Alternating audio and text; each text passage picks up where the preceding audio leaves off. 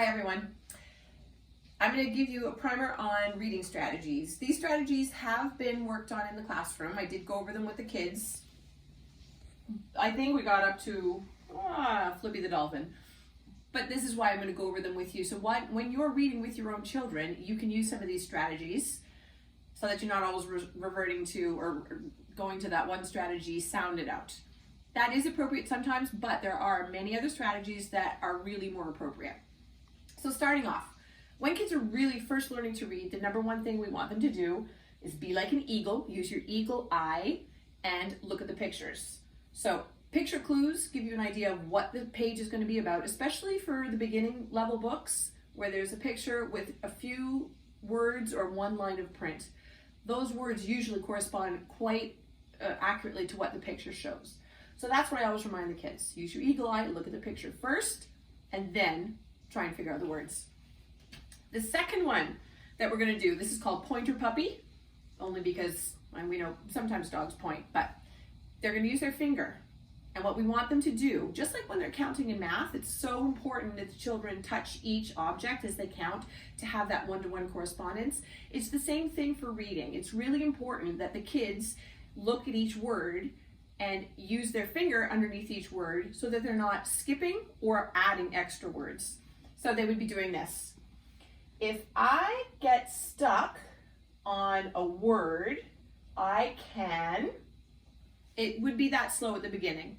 As they get better, they can do less and less of that, but at the beginning I do want them to touch each word because a lot of kids will do something like this. If I stick on a word and I'll ask them, wait a second, go back. You want them to say, if I, and the next strategy is going to come in here too. Make sure they say each one, get stuck on a word. So very often skipping a word doesn't necessarily change the whole meaning of the sentence, but it can. So we want to make sure that they're accurate and touching each word.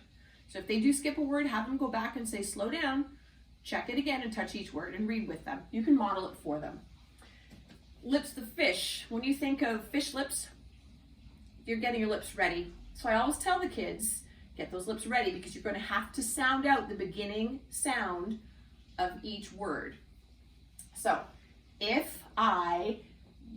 sometimes kids will just stop and look at the word and not say anything.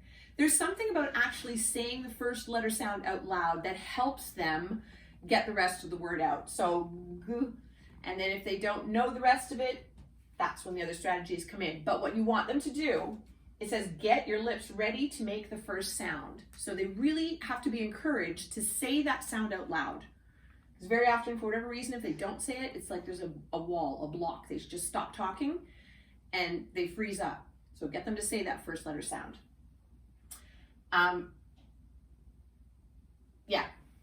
That's lips the fish. Chunky monkey. At this point in the year, the kids know lots of little parts of words and little words like in, at, on.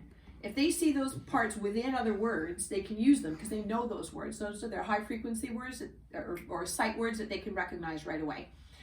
The other thing that they know ing, ing. So when they see that at the end of a word, they don't need to sound it out. You can just remind them, hey, you guys know what ing is, and they do that, ing.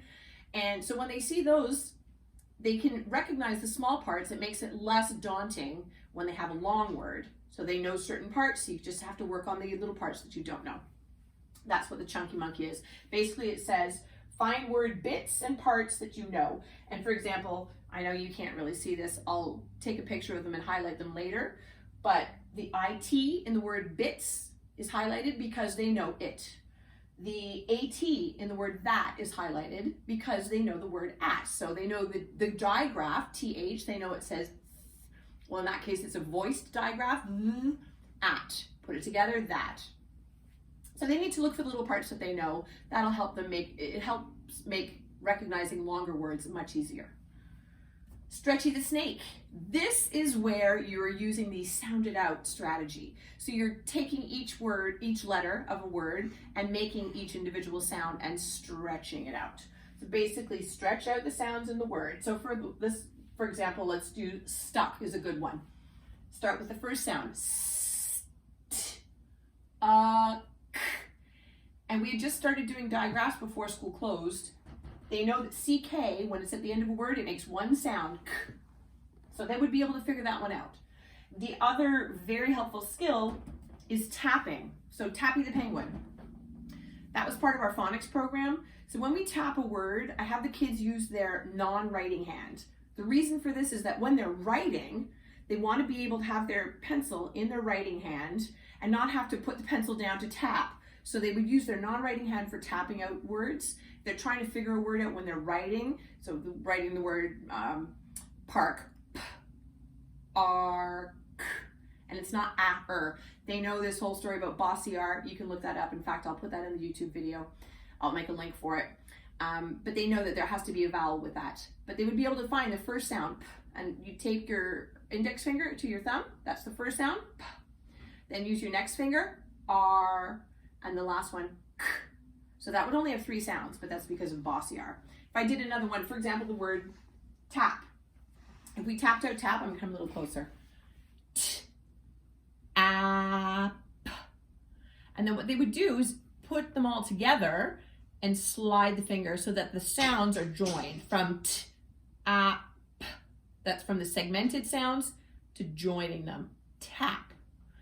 A lot of kids need practice doing this. There's still a lot of kids who aren't reading fluently, so this is something that helps. It gives them the muscle memory as well as the auditory sound to help them figure out the words. That's a very important one. So using Stretchy the Snake and the tapping together is two good strategies for figuring out words that they may not recognize. Flippy the Dolphin. The kids know that vowels make 2 sounds. Ask them to do the vowel chant. A, E, I, O, U. I won't do the whole thing, but ask them to continue that. And they know that vowels make 2 sounds. Yes, they do. So when you do this, if you say, oh, if they're trying to read a word like this, for example, from, we have this word here, we can tap it out, b, it, t. But if I do this, some kids might look at that and say, oh, bit. Say, wait a second, we know that this E does something to the I, and let's flip the vowel sound, because what do you know about vowels? They make 2 sounds. So when I do this, I can say I, or flip it, it can say I. So sometimes when they're trying to recognize a word that has a vowel in it, long vowel or short vowel, flipping the sound might work. A good example also is the word wind, W-I-N-D. It's a short I, but what do you do with your clock? You sometimes have to wind a clock, right? So that's when you ask yourself, you get to this one, the sensible seal. I have to wind my clock to make it work. You ask yourself, does that make sense? Go back and flip the vowel sound of the I and try it with I. Try it with a long I sound. I have to wind, and that does make sense. So that's a good one, really used for vowels. Basically just says flip the vowel sound. So from short A to short A to long A. Short E to long E. Short I to I. Short O to O. And short U to U. Flipping it from short to long sounds. Skippy the Frog, very handy. Sometimes kids get really stuck on one word and they just can't figure it out. You don't want them to keep trying. Sometimes the best thing to do is skip that word, go to the end of the sentence. Hopefully there won't be too many other words that they're unable to figure out. But if you go to the end of the sentence, those other words may help them figure out what the tricky word should be. So have them go to the end and then go back and reread it again, especially using the first letter sound.